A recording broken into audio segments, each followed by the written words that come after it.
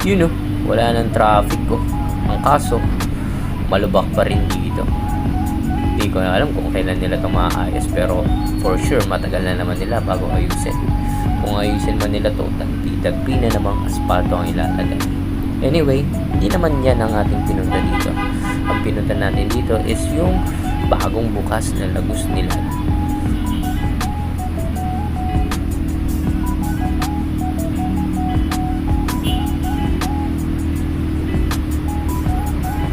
Alright, ito na tayo.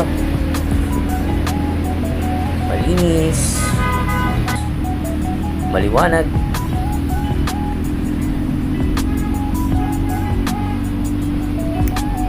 hindi na katulad siya ng dati. Ayan, malapit na tayo sa pupuntahan natin. Change lane na tayo kasi dito mas mabilis at mas makatag ang